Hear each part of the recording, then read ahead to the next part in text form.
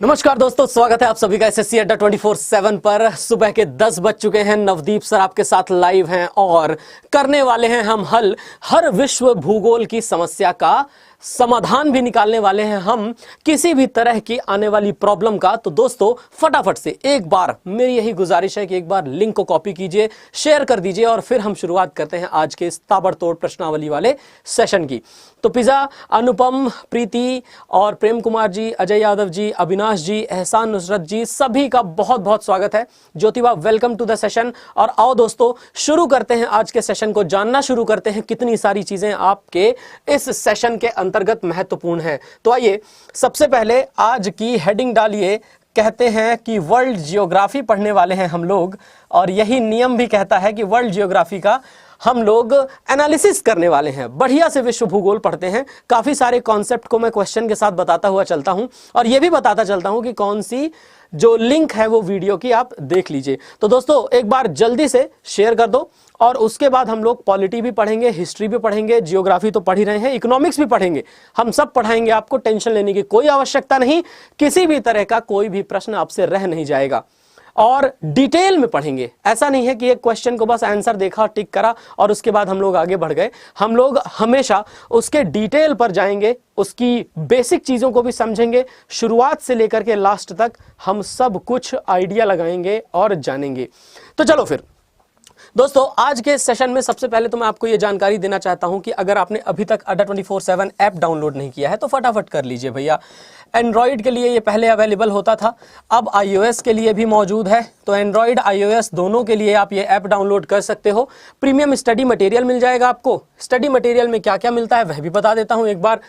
देखो भैया, जीवन का सबसे बड़ा कंटक है करंट अफेयर्स। तो इस कंटक करंट अफेयर्स को हल करने का उपाय क्या है आपके पास वो बता देता हूं एक बार। आप देखिए कि यहां पर एक कॉपी है और इस कॉपी को आपने अपने पास रखा। आप चाहो तो साल भर वाली डायरी मिलती है ना दुकान में, वो खरीद लो। यहां डेट लिखी होगी 25 जनवरी, यहां डेट लिखी होगी 26 जनवरी। तो 25 जनवरी और 26 जनवरी जैसी डेट्स पर आप अपने 10-12 करंट अफेयर्स की जो भी न्यूज होंगी वो सब न्यूज लिख लीजिएगा। किसी भी हाल में वो न्यूज छोड़िएगा नहीं, न्यूज लिख जरूर लीजिएगा। और अगर आप लिख लेंगे तो उसके बाद इसको हर संडे रिवाइज कर देना है। हर संडे को आप इसे रिवाइज कर दीजिएगा। और साथ ही साथ दोस्तों डेली की क्विज, सब्जेक्ट वाइज क्विज, ये सब आपको मिलेंगी और ये फायदा कराएंगे आपको बहुत जबरदस्त। और मैं आपको एक बात और बताऊं, जॉब के अलर्ट आपको डेली के डेली मिलते रहेंगे। अगर कोई नई वैकेंसी आती है तो वो करंट अफेयर्स की न्यूज मिलती रहेगी। और उसकी प्रैक्टिस करने का सबसे बढ़िया तरीका है ऐप पर फ्री में क्विज देना। और फ्री में क्विज अवेलेबल है तो क्या ही दिक्कत यार, आराम से आप उसकी क्विज देख सकते हैं, सब कुछ कर सकते हैं। और दोस्तों मैगजीन और पावर कैप्सूल तो सोने पे सुहागा होते हैं। तो देखो एक ऐप में फ्री में इतने फायदे हैं, आप लोग क्यों नहीं कर लेते हो डाउनलोड। तो चलो फिर शुरू करें। अनुसुईया जी, महिमा, प्रेम कुमार जी, पिज़्ज़ा, अमन, सभी का स्वागत है। और दोस्तों शुरू करते हैं आज के सेशन को। पहला प्रश्न आपके सामने सीधे यूपीपीसीएस 2002 वाला फेंक दिए हम। अब बताइए आप कि निम्नलिखित में से कौन सा कथन सत्य नहीं है? निचले वायुमंडल में जलवाष्प की उपस्थिति अत्यधिक परिवर्तनशील है, अधिकतम तापमान का क्षेत्र भूमध्य रेखा के पास स्थित है, शीत क्षेत्र दोनों गोलार्धों में ध्रुवीय वृत्तों और ध्रुवों के बीच में होते हैं, या जेट धाराएं उच्च तुंगता वाली धाराएं हैं जो सतही मौसम की दशाओं को प्रभावित करती हैं। आप सोचो, presence of water vapour is highly variable in the lower atmosphere, the zone of maximum temperature is located along the equator, frigid zones are located in both the hemispheres between the pole circles and the poles, और jet streams are high altitude winds affecting the surface weather conditions. अब आप बताइए इनमें से क्या सही होने वाला है? दोस्तों फटाफट उत्तर दो। अच्छे अच्छे प्रश्न लेकर के आऊंगा, अच्छा क्वालिटी कंटेंट आप लोगों को मिलेगा और क्वालिटी कंटेंट आपको करेगा बहुत फायदा। चलो जितेंद्र जी, विशाल जी, महिमा, अभिनाश, फटाफट आंसर करना शुरू कीजिए। अब देखो दोस्तों, मैं एक बात बताऊं आपको, निचला वाला जो वायुमंडल है, वायुमंडल में अलग अलग परतें हैं। सबसे पहले ट्रोपोस्फियर है, क्षोभ मंडल, फिर स्ट्रेटोस्फियर समताप मंडल, फिर मीजोस्फियर मध्यमंडल, फिर थर्मोस्फियर ताप मंडल, फिर लास्ट में है एक्सोस्फियर बहिर्मंडल कहते हैं जिसे। अब इन सभी परतों की बात की जाए, इन सभी लेयर्स की बात की जाए एटमॉस्फेयर में, तो सबसे नीचे वाली जो लेयर है ना, जिसको हम ट्रोपोस्फियर क्षोभ मंडल कहते हैं, ये क्षोभ मंडल में बहुत जल्दी जल्दी टेम्परेचर चेंज होता है। तो ये बात तो सही है कि आपका पहला वाला पॉइंट सही हो जाएगा, लेकिन अधिकतम तापमान का क्षेत्र भूमध्य रेखा के साथ स्थित है। यह हमेशा याद रखिए, अधिकतम तापमान का क्षेत्र जरूरी नहीं है कि भूमध्य रेखा के साथ स्थित ही हो। लोकेटेड अलोंग द इक्वेटर, याद रखिए, ठीक है ना, लोकेटेड अलोंग द इक्वेटर। हो सकता है ये ट्रॉपिक ऑफ कैंसर से लेकर के ट्रॉपिक ऑफ कैप्रिकन तक हो, तो ट्रॉपिक ऑफ कैंसर से लेकर ट्रॉपिक ऑफ कैप्रिकन तक अधिकतम तापमान का क्षेत्र परिवर्तित होता रहता है साल भर में। कभी 21 जून में सबसे बड़ा दिन होता है उत्तरी गोलार्ध में, तो कभी 22 दिसंबर को सबसे बड़ी रात होती है उत्तरी गोलार्ध में। तो ये पॉइंट आपको याद रखना है। चलो आगे बढ़ते हैं। एक और क्वेश्चन है आपके सामने, बताइए निम्नलिखित में से कौन सा गलत मैच किया गया है? चिनूक कनाडा में विंटर में चलने वाली गर्म हवा है, खमसिन इजिप्ट में बसंत ऋतु में चलने वाली गर्म हवा है, सिरोको सहारा में बसंत ऋतु में चलने वाली गर्म हवा है, या मिस्ट्रल राइन नदी की वैली में गर्मियों में चलने वाली कोल्ड हवा है? अब बताइए कौन सा गलत है इसमें, ठीक है ना, कौन सा गलत है इसमें, यह बताना है आपको। फटाफट उत्तर देना शुरू कीजिए। Khokon, welcome to the session dear. Shashi, Aman, Mahima, Anupam, Anusuya और नेहा जी, बहुत बहुत बढ़िया। Prem Kumar ji, very good. अब फटाफट देखो दोस्तों, और अपना है ना, और अपना जो क्वालिटी है वो क्वालिटी इंप्रूव कर लेना। क्वालिटी इंप्रूव करोगे तो सही हो जाएगा। चलो बढ़िया है।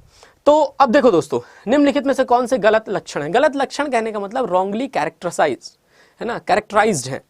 तो इसका सही आंसर क्या हो जाएगा? देखो याद रखो, इसका सही आंसर हो जाएगा डी। मिस्ट्रल जो है राइन वैली में बहने वाली हवा जरूर है, लेकिन ये ठंडी हवा नहीं, ये गर्म हवा है दोस्तों। तो मिस्ट्रल के बारे में यह बात आप लोग याद रखिएगा, मिस्ट्रल ऊपर की तरफ जाने वाली गर्म हवा है, ठीक है। राइन नदी की घाटी गर्मी के गर्मी में नहीं, ठंड में बहने वाली ठंडी हवा है ये। और जो फोहिन है, फोहिन ऊपर की तरफ जाने वाली गर्म हवा है। एक दिन आपको ये पिक्चर दिखा करके जरूर क्लियर करवाएंगे। अच्छा, इसमें से बताइए, यहां पर आपको क्वेश्चन का आंसर देना है कि इनमें से कौन सा गलत मैच किया गया है। देखिए इनमें से कौन सा गलत मैच किया गया है। पहला, rainfall caused by mountain standing in the way of moisture, leaden winds, relief rainfall, rain caused by vertical circulation of air currents, orographic, rain caused by warm moist air mass moving upward over cold air masses, cyclonic, an area sheltered from rain bearing winds by a hill, rain shadow area। कौन सा गलत सुमेलित है इसमें? अब आप बताइए। कहने का मतलब, नमी से लदी हवाओं के रास्ते में पहाड़ खड़े होने के कारण होने वाली वर्षा को राहत वर्षा कहते हैं क्या? वायु धाराओं के ऊर्ध्वाधर परिसंचरण के कारण होने वाली वर्षा को पर्वतीय वर्षा कहते हैं। गर्म नम वायु राशि के, ठंडी वायु राशि के ऊपर से होने वाली वर्षा को हम चक्रवाती वर्षा कहते हैं। या पहाड़ी वृष्टि छाया क्षेत्र द्वारा वर्षा वाली हवाओं के आश्रय वाला क्षेत्र, हम लोग उसे पर्वतीय वर्षा कह देते हैं, ठीक है, रेन शैडो एरिया कह देते हैं। अब बताइए जल्दी से। अरे भैया क्लियर नहीं दिख रहा है तो बताइए ना, उसको इंप्रूव करिए अपनी क्वालिटी को। दिखेगा क्लियर, काहे नहीं दिखेगा? चलिए फटाफट उत्तर दीजिए। इसका क्या सही उत्तर होगा ये आप सभी लोगों को बताना है फटाफट से। देखो दोस्तों, मैं आपको एक बात बताता हूं, इसमें ना कुछ थोड़ी सी गलती है, जिस गलती को आपने पकड़ना पड़ेगा। Rainfall caused by mountain standing in the way of moisture, अगर ऐसा कुछ हो जाए तो उसे हम लोग ओरोग्राफिक रेनफॉल कहते हैं, ठीक है ना। अब देखिए यहां पर rain caused by vertical circulation of air currents, vertical circulation of air currents कहने का मतलब ऊपर से नीचे, तो यहां पर ये थोड़ा सा गलत हो गया। इसे लिखना चाहिए इसे ओरोग्राफिक यानी कि पर्वतीय वर्षा, और इसे लिखना चाहिए इसे ओरोग्राफिक की जगह कन्वेक्शनल। कन्वेक्शनल का मतलब होता है संवहनीय वर्षा।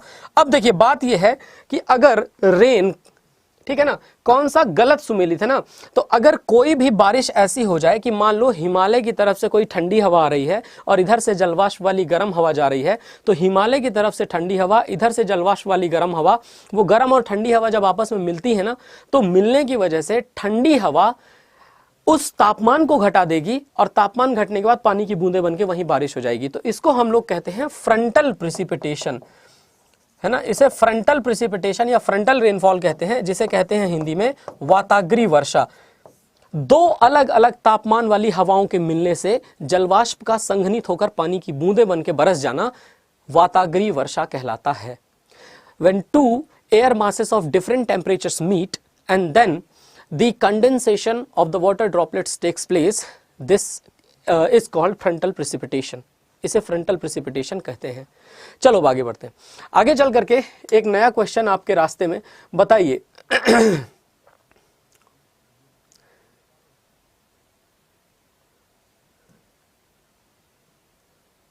हाँ, उच्च औसत तापमान, उच्च सापेक्ष आर्द्रता और भारी वर्षा पूरे वर्ष अच्छी तरह से वितरित निम्नलिखित में से किसकी विशेषताएं हैं? High mean temperature, high relative humidity and heavy rainfall which is well distributed all over the year are the characteristic feature of। किसकी विशेषताएं हैं ये? मॉनसून क्षेत्र की, भूमध्य क्षेत्र की, भूमध्य रेखीय क्षेत्र की, सवाना क्षेत्र की? अब बताइए आप, है ना, monsoonal region, Mediterranean region, equatorial region या सवाना रीजन, इनमें से कौन सी? अब जल्दी से उत्तर देना शुरू कीजिए। उच्च औसत तापमान, उच्च सापेक्ष आर्द्रता और भारी वर्षा पूरे वर्ष जो अच्छी तरह से विकसित होती है या वितरित होती है, निम्नलिखित में से किसकी विशिष्टतम विशेषता है? यह आप सभी लोगों को देना है उत्तर, और इसका उत्तर फटाफट बताइए दोस्तों क्या होने वाला है। और आप लोगों ने अभी तक सेशन को शेयर क्यों नहीं किया?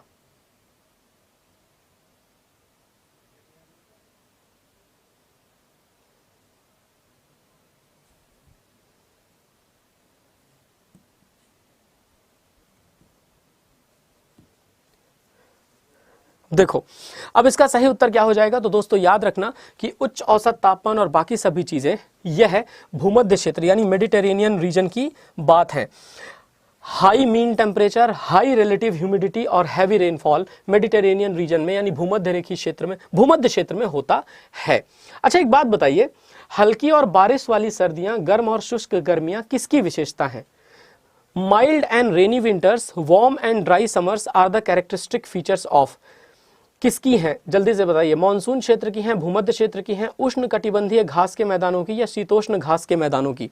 इनमें से बताइए क्या सही उत्तर होगा, है ना। प्रिंस जी, महिमा जी, बहुत बहुत स्वागत है आप सभी का। दोस्तों अब फटाफट उत्तर देना शुरू कीजिए, है ना, जल्दी से फटाफट उत्तर देना शुरू कीजिए दोस्तों। और इसका सही उत्तर हल्की और बारिश वाली सर्दियां, गर्म और शुष्क गर्मियां किसकी विशेषता है? तो ये विशेषता हमेशा होती है भूमध्य क्षेत्र की, ठीक है। याद रखिएगा मेडिटेरेनियन जो क्षेत्र होते हैं ना, मेडिटेरेनियन क्षेत्र में हल्की और बारिश वाली सर्दियां होंगी और गर्म और शुष्क गर्मियां होंगी, पर बहुत ज्यादा गर्मी नहीं होती वहां पर, नॉर्मल गर्मी होती है। पर जब बारिश होगी वो बारिश हमेशा सर्दी में होती है। भूमध्य रेखीय क्षेत्र जो होते हैं उसमें बारिश हमेशा गर्मी में होती है। जैसे जो इक्वेटोरियल रीजन है ना, ट्रॉपिकल क्षेत्र जिनको कहते हैं, जो इक्वेटर के यानी भूमध्य रेखा के आसपास हैं, उन सभी में गर्मी में वर्षा होगी। लेकिन जब हम बात करते हैं भूमध्य मेडिटेरेनियन क्षेत्र की, तो मेडिटेरेनियन क्षेत्र जो होता है उसमें बारिश हमेशा सर्दी के मौसम में होती है।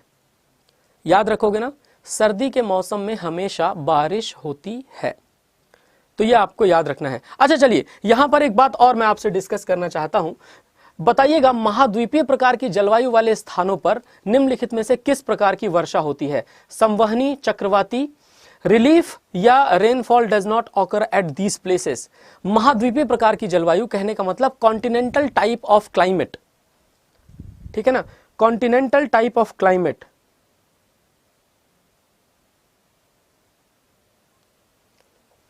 इसका सही उत्तर देना है, महाद्वीपीय प्रकार की जलवायु वाले स्थानों पर निम्नलिखित में से किस प्रकार की वर्षा होती है?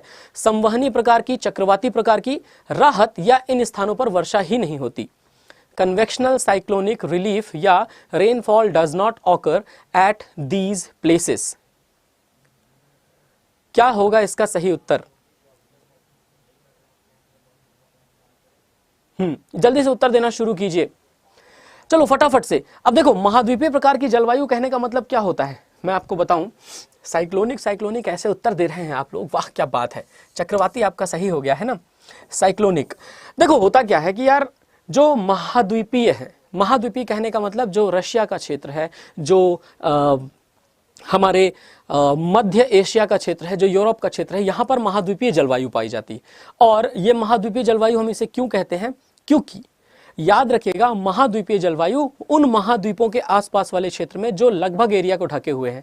मतलब जैसे आप बात करते हो हमारी पृथ्वी पर, तो पृथ्वी पे आपको यूरोप भी यहीं मिलेगा, आपको एशिया भी यहीं मिलेगा, और आपको अमेरिका भी यहीं मिलेगा। पर नीचे की तरफ देखो ना, तो नीचे की तरफ जो अफ्रीका है ये थोड़ा बहुत पार्ट है, ऑस्ट्रेलिया यहाँ पे थोड़ा बहुत पार्ट है, और वैसे ही साउथ अमेरिका भी थोड़ा बहुत पार्ट है। यानी नीचे का हिस्सा खाली है बजाय ऊपर के हिस्से के, ऊपर का हिस्सा ज्यादा भरा हुआ हिस्सा है। तो वहां पर कॉन्टिनेंटल का टाइप ऑफ क्लाइमेट पाया जाता है, ठीक है ना, याद रखिएगा। चलो बढ़िया। अब हाँ, अब इसका जो अगला प्रश्न है उसका उत्तर दीजिए कि पृथ्वी के ध्रुवीय क्षेत्र वन विकास का समर्थन नहीं कर सकते, क्योंकि मतलब कि जहां पर बर्फ जमी हुई है वहां पे पेड़ नहीं उग सकते, उसके पीछे क्या कारण हो सकता है? फटाफट बताइए। पृथ्वी के ध्रुवीय क्षेत्र वन विकास का समर्थन नहीं कर सकते या वहां पेड़ नहीं उग सकते, उसके पीछे कारण क्या है? रेनफॉल बहुत कम है, growing season is short in these areas, the ground is often frozen और स्नो और आइस कवर्ड, या ऑल द अबव फैक्टर्स। कौन कौन से? सारे के सारे फैक्टर्स जिम्मेदार हैं। बताइए फटाफट से, इसका क्या सही उत्तर होगा, है ना? उत्तर देना शुरू कीजिए।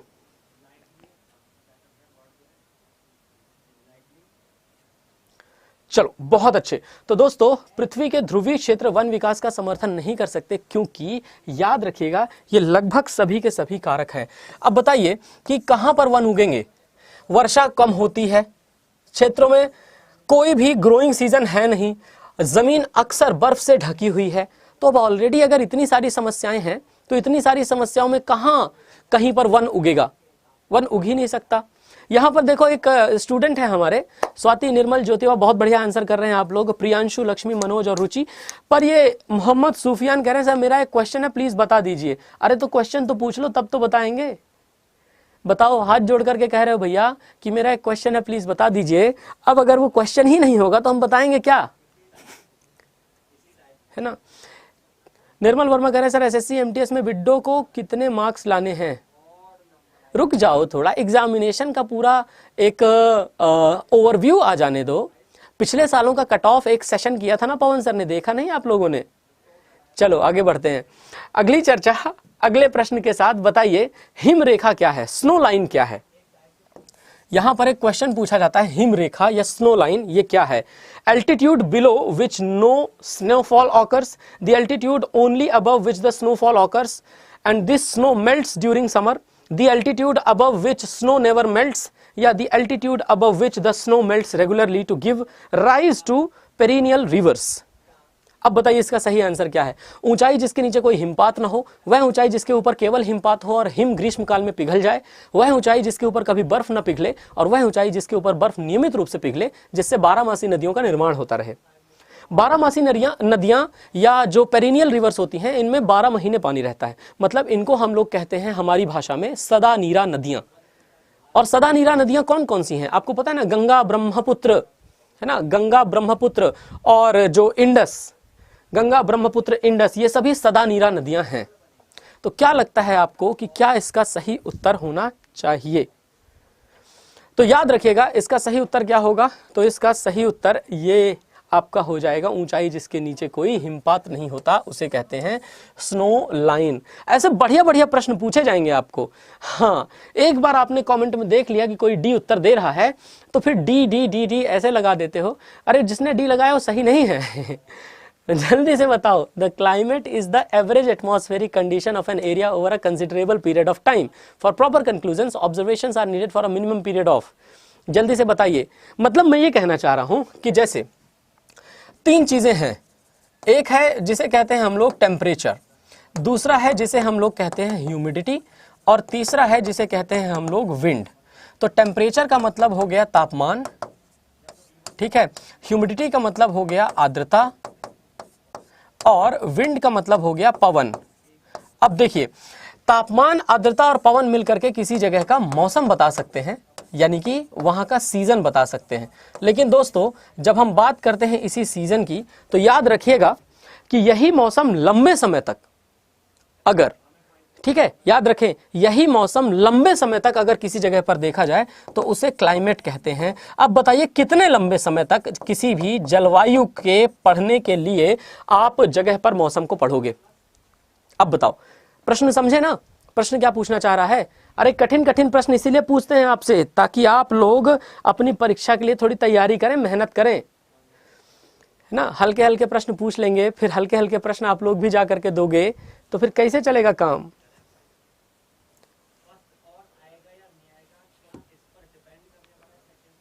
चलो बढ़िया। तो इसका सही उत्तर क्या हो जाएगा दोस्तों? याद रखना कि इसका सही उत्तर होने वाला है कुछ और नहीं बल्कि सी, यानी कि 31 साल के आसपास तक अगर आप देख लो वहां के मौसम को तो वो आपको जलवायु बता देंगे।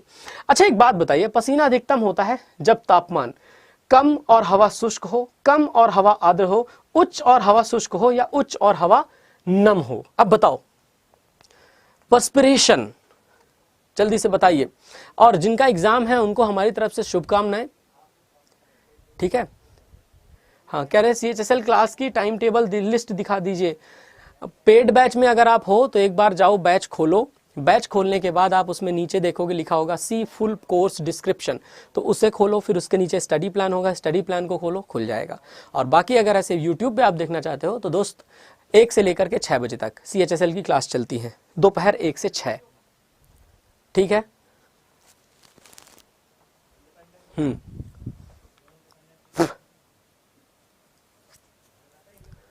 तो अब बताओ जल्दी से इसका क्या सही उत्तर होगा कि पसीना कब ज्यादा होगा? दोस्तों, एक तो तापमान ऊपर होगा तब पसीना ज्यादा होगा ना, और ऊपर से हवा में नमी होगी। देखो, अगर तापमान ऊंचा है और हवा शुष्क है तो पसीना सूख जाएगा, अगर कम है और हवा आर्द्र है तो भी पसीना नहीं निकलेगा। तापमान ज्यादा होगा तो पसीना निकलेगा, और अगर हवा में नमी है तो पसीना और चिपचिपा हो जाएगा। तो सही उत्तर ऐसे याद रखिएगा। मैदानों की तुलना में रेगिस्तान में रातें ठंडी होती हैं, क्योंकि बताइए कारण क्या होगा? Sand radiates heat more quickly than the earth. Sky remains clear most of the time. Sand absorbs heat more quickly than the earth. None of the above reasons.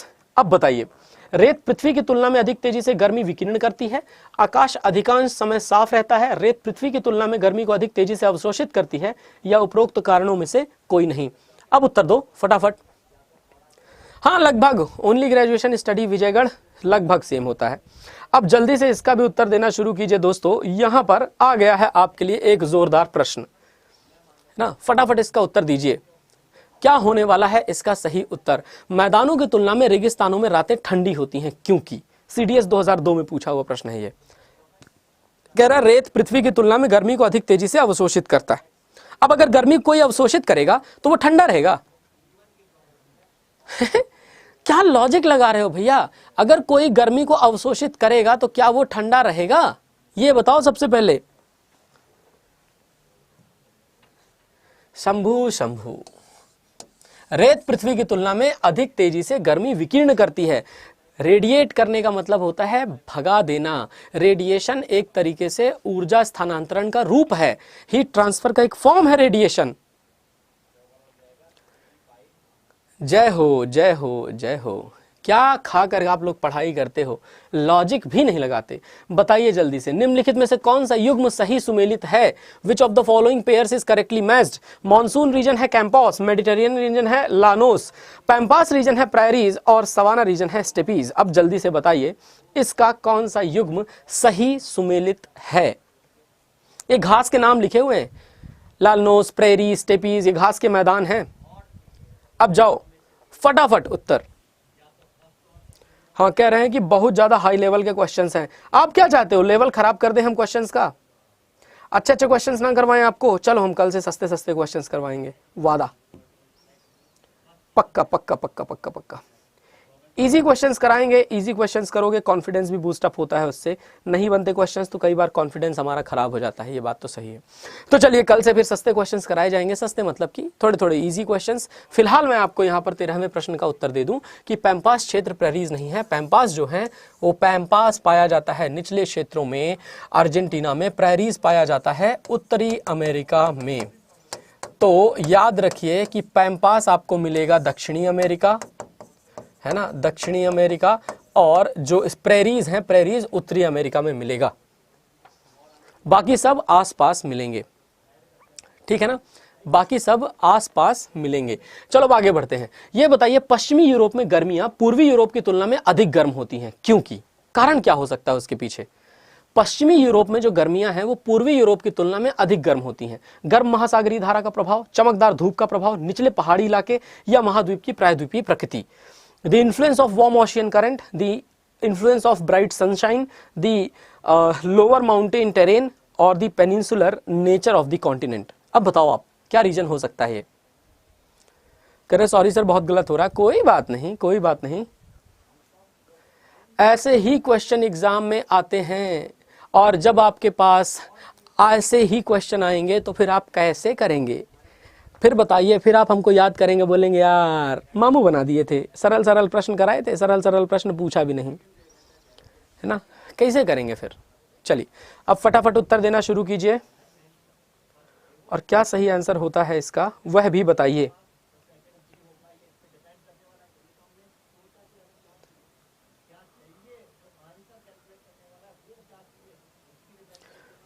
चलो तो इसका सही आंसर क्या हो जाएगा? इसका सही आंसर याद रखिएगा दोस्तों, पश्चिमी यूरोप में पूर्वी यूरोप की तुलना अधिक गर्म क्यों होता है? तो उसके पीछे कारण है गर्म महासागरीय धारा का प्रवाह। जैसे यूरोप की बात करते हैं हम, है ना, यहाँ पर मान लीजिए ये यूरोप है, तो यहाँ से गर्म महासागरीय जलधारा चलती है, गल्फ स्ट्रीम कहते हैं इसे। फिर यहाँ आगे चल करके धीरे धीरे ये और आगे की ओर बढ़ती जाती है, इसे यहाँ कहते हैं नॉर्वेजियन धारा, नॉर्वेजियन धारा। और ये नॉर्वेजियन धारा की वजह से ये जो पश्चिमी क्षेत्र है, ये पश्चिमी क्षेत्र गर्म है, पूर्वी क्षेत्र ज़्यादा ठंडा है। तो पश्चिमी यूरोप में गर्मियाँ पूर्वी यूरोप की तुलना में अधिक क्यों होती हैं? नॉर्वेजियन जलधारा की वजह से। ये पॉइंट याद रखिएगा। चलिए अब आगे बढ़ते हैं। आगे चल करके एक और प्रश्न पर हम लोग फोकस करेंगे। भूमध्य रेखीय क्षेत्र में फलों की खेती खूब होती है, क्योंकि पहाड़ी ढलान पेड़ों की खेती के लिए उपयुक्त है, पहाड़ी ढलान खाद्यान्न की खेती के लिए अनुकूल नहीं है, लंबी शुष्क गर्मी निर्यात के लिए सुखाने और फलों की पैकिंग के लिए अनुकूल है, या सूखे मेवों की मांग बहुत है वहां। Hill slopes are best suited for cultivation of trees, hill slopes are not favourable for the food grain cultivation, the long dry summer favours the drying and the packaging of the fruits for export, और there is a demand of dry fruits. क्या लगता है आपको क्या सही उत्तर होगा इसका? फटाफट बताइए, है ना, फटाफट इसका उत्तर देना शुरू कीजिए।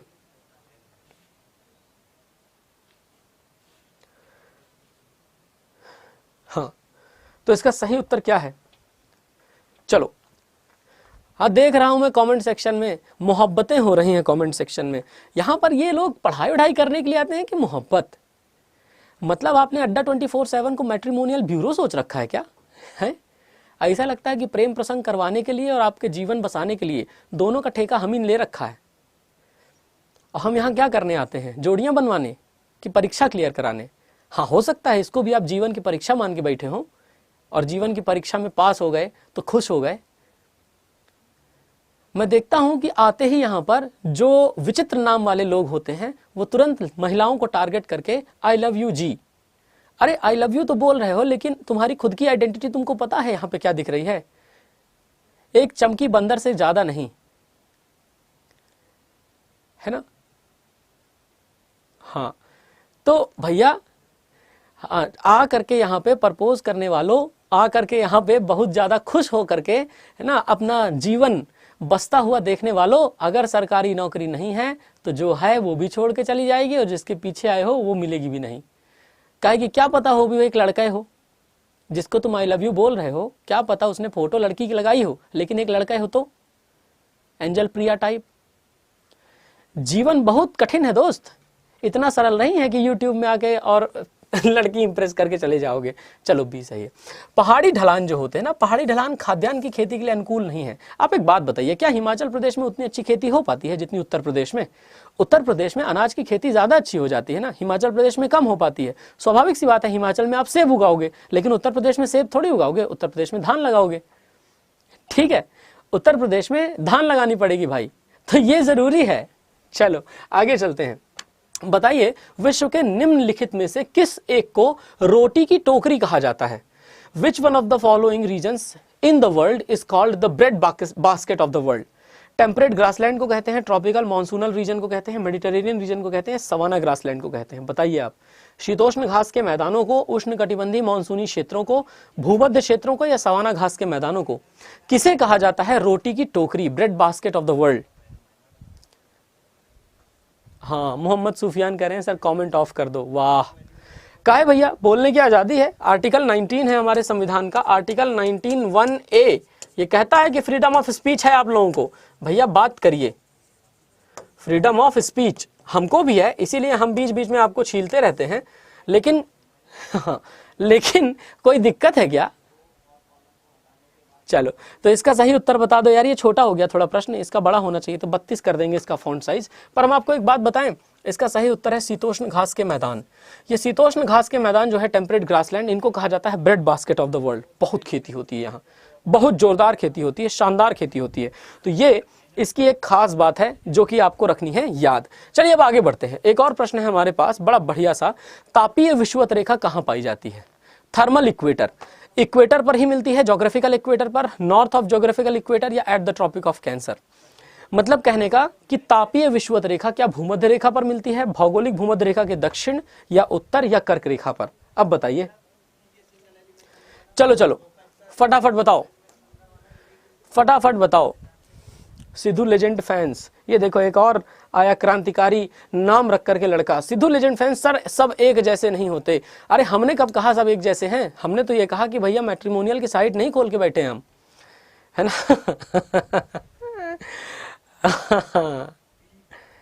चलो बढ़िया, हाँ सब अच्छे हैं यार। हमने तो ये कहा है जो लोग ऐसा कर रहे हैं उनके लिए बस 2 बातें। चलो फिर आगे बढ़े। तो आगे बढ़ करके दोस्तों यहाँ पे आप देख पाओगे तापीय विषुवत रेखा कहाँ पाई जाती है, तो इसका सही उत्तर हो जाएगा कि ये पाई जाती है भौगोलिक भूमध्य रेखा के उत्तर में। तो जो आपकी भूमध्य रेखा है उसके उत्तर में तापीय विषुवत रेखा मिलेगी आपको। अच्छा ये बताइए कि विषुवतीय क्षेत्र में तापमान मौसमी अंतर न्यूनतम होता है। Seasonal contrast in the temperature are minimum in the equatorial region because, क्या ऐसा हो सकता है? Sky is always overcast, sun is almost vertically overhead throughout the year, forest prevent sunlight from reaching the ground, और rainfall cool the air temperature, या atmosphere को कूल कर देता है।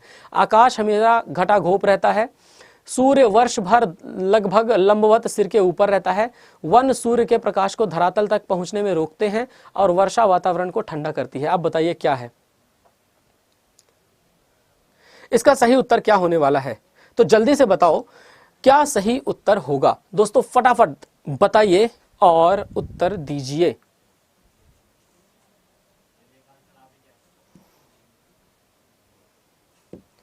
बताइए और उत्तर दीजिए।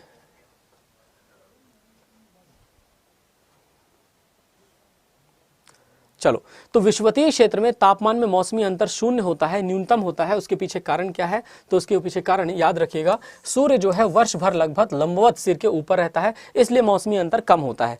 भाई सूर्य इधर उधर हो तो मौसम ठंडा हो गर्म हो, जब सूर्य इसी सिर पे बैठा हुआ है तो मौसम गर्म ही होगा। फिर तो कुछ चेंज नहीं हो सकता ना। तो बी इसका सही आंसर हो जाएगा। अब आगे बताइए, घास लगभग अनुपस्थित कहां पर होती है?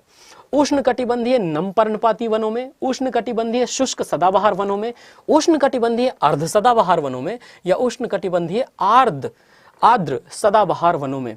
वाह। Grasses are mostly absent in tropical moist deciduous forest, tropical dry evergreen forest, या ट्रॉपिकल सेमी एवरग्रीन फॉरेस्ट, या ट्रॉपिकल वेट एवरग्रीन फॉरेस्ट। इनमें से कहां पर घास लगभग अनुपस्थित होती है? फटाफट जल्दी बताओ, घास कहां पर लगभग अनुपस्थित होती है? पता ही नहीं चलता कि घास है नहीं है, है ना? पता ही नहीं चलता कि घास है या नहीं है।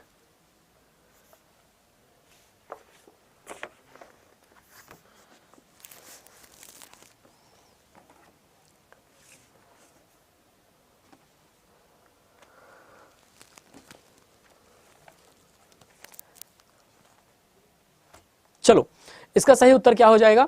तो दोस्तों इसका सही उत्तर हमेशा याद रखिए हो जाएगा उष्णकटिबंधीय आर्द्र सदाबहार वन। अच्छा, जैसे भारत की बात करते हैं हम लोग, मान लीजिए कि ये भारत का मैप, एकदम सही मैप नहीं बना लेकिन फिर भी आप इसे भारत समझ सकते हैं। मान लीजिए भारत का मैप है और ये वाला जो पूरा क्षेत्र है, ये वाला पूरा क्षेत्र पश्चिमी घाट वाला क्षेत्र है। अब इस पश्चिमी घाट वाले क्षेत्र में यहां बारिश खूब होती है और यहां पर जो वन पाए जाते हैं वो उष्णकटिबंधीय आर्द्र सदाबहार वन ही होते हैं। अब अगर ये आर्द्र सदाबहार वन यहां पर उपस्थित है तो इनमें चौड़े पत्ते वाले पेड़ होंगे, इनके पत्ते कभी नहीं झड़ते, और जब पत्ते नहीं झड़ेंगे तो नीचे तक सूर्य की रोशनी नहीं पहुंचेगी। अगर नीचे सूर्य की रोशनी ना पहुंची तो इसका मतलब समझ लीजिए कि नीचे घास नहीं उग पाएगी। तो घास लगभग उष्णकटिबंधीय आर्द्र सदाबहार वनों में अनुपस्थित रहती है, घास नीचे नहीं बनेगा। अच्छा बताओ, role of spines in the desert plant is, मरुस्थलीय पौधों में कांटों की क्या भूमिका है? खुद को जड़ी बूटियों से बचाने के लिए, प्रकाश संश्लेषण के लिए अधिक सतह प्रदान करने में, नमी को वाष्पीकरण से बचाने के लिए, या उपयुक्त में से कोई नहीं?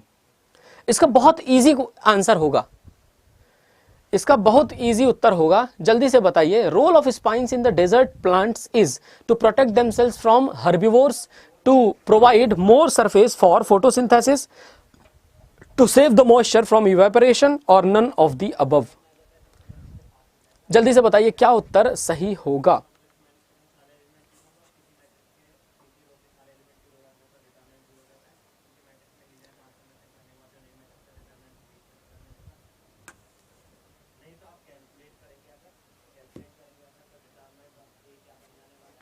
चलो, तो इसका सही उत्तर क्या हो जाएगा दोस्तों? याद रखिएगा, इसका सही उत्तर हो जाएगा नन अदर देन द सी। नमी को वाष्पीकरण से बचाने के लिए। भाई एक बात बताओ, कोई भी मरुस्थलीय पौधा है तो वो नमी बचाएगा ना। अब इतना लॉजिक लगा लिया करो आप। जो लोग सी आंसर कर रहे हैं बिल्कुल सही आंसर कर रहे हैं, क्योंकि आप लोग लॉजिक लगा ले गए कि भैया नमी बचाना है उस पौधे को, इसीलिए ना चौड़ी पत्तियां होंगी तो वाष्पीकरण खूब होगा, तो पत्तियां कांटा बन जाती हैं। कांटे में इतनी पतली सी स्पाइन रहेगी, कहां से वाष्पीकरण हो पाएगा? समझ में आ गया ना? चलिए अब आगे बढ़ते हैं। निम्नलिखित में से कौन सी एक विशेषता भूमध्य सागरीय जलवायु में नहीं पाई जाती है? तापमान गर्मियों में 21 डिग्री सेल्सियस लेकर सर्दियों में 10 डिग्री सेल्सियस उससे कम होता है। गर्मियों में अपतटीय व्यापारिक पवनें चलती हैं, शीतकाल में तटवर्ती पछुआ पवनें चलती हैं, चक्रवाती वर्षा होती है, और वार्षिक वर्षा 1500 मिलीमीटर से 2000 मिलीमीटर तक है। मतलब बताइए इसमें से कौन सी characteristics is not found in the Mediterranean kind of climate? Temperatures ranges from 21 degree Celsius in summer to 10 degree Celsius below in winter. Offshore trade winds blow in the summer. Onshore westerly winds blow in the winter, bringing cyclonic rain. Or the annual rainfall ranges from 1500 millimeter to 2000 millimeter. अब बताइए इसका, है ना? इसका जल्दी उत्तर देना शुरू कीजिए।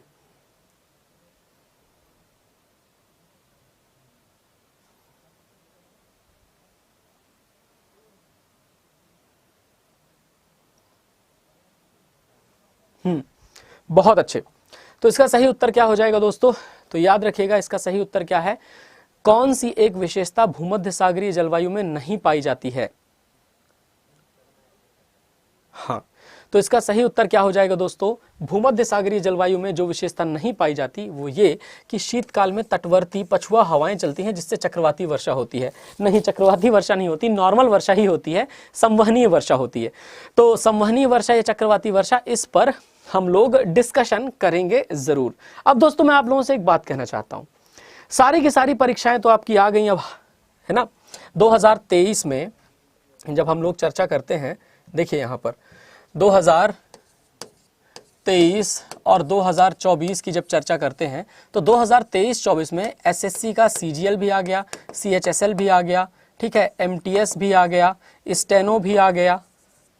तो सीजीएल है, सीएचएसएल है, एमटीएस है, स्टेनो है, सिलेक्शन पोस्ट है, सीपीओ है।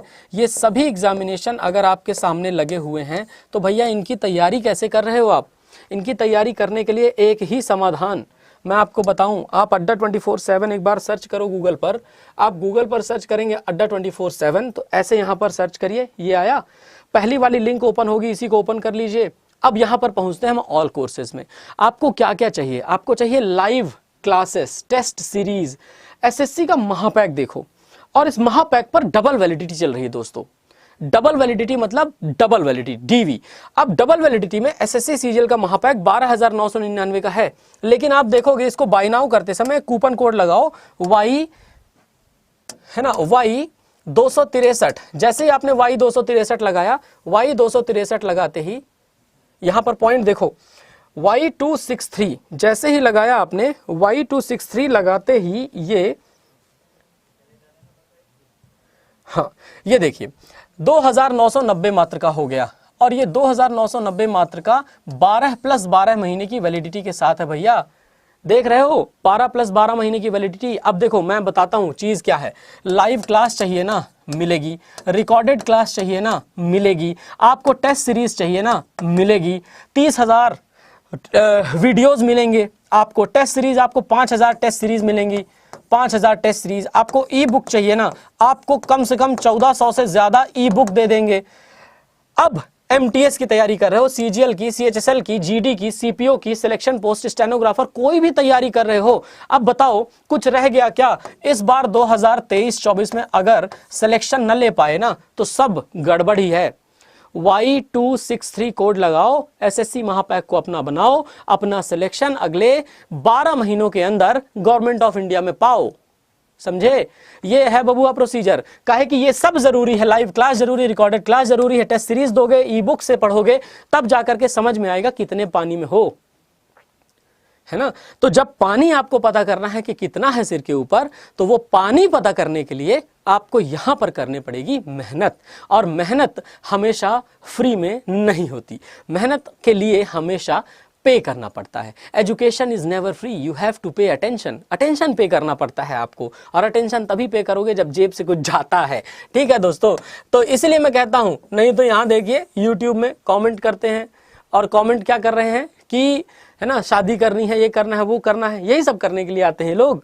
आप सोचो, आपको नहीं चाहिए एक बढ़िया सा एटमॉस्फेयर जहां सिर्फ पढ़ाई होती हो, जहां ये सब बातें ना होती हो? इसलिए मैं कहता हूं कि थोड़ा जरूरी है अपने आप को मेहनत से बेहतर जगह पर पहुंचाना। और मैं फिर से एक बार कहता हूं कि Y263 कोड लगाइए और 12 + 12 महीने की वैलिडिटी पाइए, और पा करके आप अपने सिलेक्शन को पूरा का पूरा डन कर लीजिए। ठीक है दोस्तों, बिल्कुल मेनिया सोम है, मौजूद है। तो चलो ख्याल रखो अपना, टेक केयर, जय हिंद, बाय बाय, नमस्कार।